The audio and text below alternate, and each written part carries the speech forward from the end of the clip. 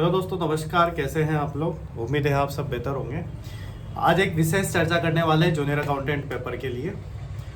कुछ बच्चों के मैसेज भी आ रहे थे कि क्या चल रहा है, बोनस अंक का क्या है, कट ऑफ का क्या है, रिजल्ट का क्या है, अनुमति का क्या है, कितने सारी चीज़ें इसके अंदर घुसा दी गई है कि बच्चा पूरे दिन भर ट्विटर पे ही बैठा है या यूट्यूब पे ही बैठा है। क्या करे वो, किसके भरोसे जाए?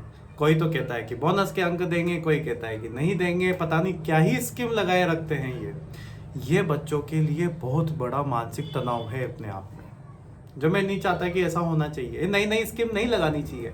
अगर आपको स्कीमें लगानी तो आप पहले से ही इन चीज़ों को क्लियर कर देना चाहिए। बोनस अंक से क्या है, जिनके 40% बन रहे होंगे ना मुश्किल से, वो पीछे हो जाएंगे, और बोनस अंक से जो पास नहीं हो रहे होंगे फर्स्ट या सेकंड पेपर में, वो आगे निकल जाएंगे, और कट ऑफ का जो जंप है वो काफ़ी ऊंचा हो जाएगा। ये बिल्कुल गलत है। इन्होंने पहले भी नॉर्मलाइजेशन जो एलडीसी में पटवारी में किया था, वो भी इन्होंने अप डाउन ही किया था। कोई पता ही नहीं है कौन सा एग्जाम पेपर कैसा था, कैसा लेवल था, कोई लेवल का ध्यान नहीं रखा, और नॉर्मलाइजेशन में कभी ज़्यादा और कभी कम, पता नहीं क्या ही बसड़े इन्होंने कर दी थी। तो ये जो भी स्कीम लगाते हैं ना, ये नहीं, तो ये स्कीम पहले बता दिया करें, बाद में कृपया इसकी जानकारी न दें। और आपके पास अच्छे अच्छे पेपर सेटर हैं, वो खुद समझते हैं इन चीज़ों को कि भाई कौन सा क्वेश्चन गलत है, कौन सा क्वेश्चन गलत नहीं है। तो बोनस देने का तो कोई यही नहीं है। बोनस देने से अच्छा है कि आप क्वेश्चन को डिलीट ही कर देना। जितने क्वेश्चन है उस हिसाब से आप करें काम, और क्या। डिलीट भी नहीं करो तो कोई ना कोई सोल्यूशन निकालो, लेकिन बोनस अंक का काम यहाँ पर नहीं होना चाहिए। इससे क्या है कि जो बच्चा जैसे तैसे करके कट ऑफ के पास आ रहा है, तो वो कहीं ना कहीं दिक्कत करेगा।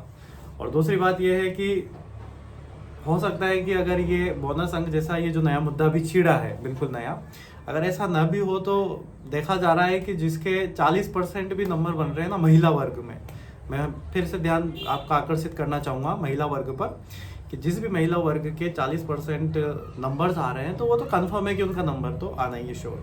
और बाकी जो पुरुष वर्ग में जनरल कैटेगरी है, ओबीसी कैटेगरी है, तो 45-50 के ऊपर, यानी कि अपन ये मान सकते हैं कि जैसे 50 से 53 हम जनरल की मान सकते हैं, 50 से 53 के बीच में, जिसमें पुरुष भी आ गया, महिला भी आ गई, और आपके और भी जो है वो भी आ गए इसके अंदर। इसके अलावा ओबीसी का 50-52 के लगभग ले लें आप थोड़ा सा यहाँ पे, यानी कि ये 2-3% के बीच में ही हिलोरे खाएगा अगर बोनस अंक वाला सिस्टम नहीं रहा तो। और मैं नहीं चाहता कि बोनस अंक प्रकार का कोई सिस्टम रहे यहाँ पे, जिससे जो बच्चे हैं अपना भविष्य निर्धारित कर रहे हैं तो उनको कोई दिक्कत आए इस प्रकार की। और फिर देखो आगे बोर्ड क्या करता है। तो महिला वर्ग के लिए तो पहले से बताइए, जिनके 40% बन रहे हैं, तो वो तो अभी से अपनी जॉब की तैयारी जो भी चल रही है उसको कॉन्ग्रेचुलेशन है। और बाकी पुरुष वर्ग में देखो कितना परसेंटेज रहता है। हमारा तो मानना है कि 50 से 53 का ही जो है वो रेशो रहेगा। फिर देखते हैं कि ये सबका अपना अपना मत होता है। हो सकता है आप मेरे इस मत से सहमत ना हो, और मैं भी नहीं चाहता कि आप मेरे मत से सहमत हो।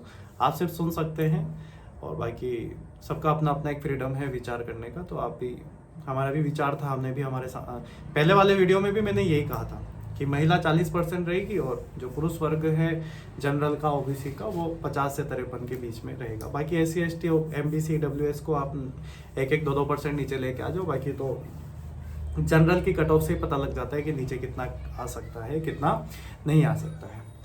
तो ये मेरा खुद का एक निजी विचार था। और ठीक है, अब समय के गढ़, अब देखो चुनाव हो गए राजस्थान के, अब इनको ट्वीट करने से अच्छा है कि इनको सरकार से या फिर अपने इलेक्शन कमीशन से फटाफट से अनुमति ले। जो भी LDC की 15 गुना की लिस्ट है वो भी निकालने की कोशिश करें, और 2 गुना का जो रिजल्ट आएगा जूनियर अकाउंटेंट का, CHO का, इन सब का रिजल्ट निकालने की कोशिश करें, जिसमें भलाई रहेगी। ट्विटर पे अच्छा है तो इन सब चीज़ों से काम करें, और धरातल पर रह के काम करें, न कि ऑनलाइन काम होता है किसी चीज़ का। ठीक है, तो बोर्ड से यही विनती है कि जो भी करें फटाफट से अपने स्तर पर दबाव डालें सरकार पर, जैसे भी तैसे करके फटाफट से इस चीज़ को आगे बढ़ाएं। क्योंकि अब चुनाव भी हो गए, तो राजस्थान में किसी प्रकार की कोई ऐसी बड़ी बात भी नहीं है। अब 2 चरण के चुनाव हो ही गए यहाँ पे। ठीक है, तो यही बात मुझे आप लोगों से करनी थी। तो बहुत बहुत धन्यवाद, थैंक यू सो मच।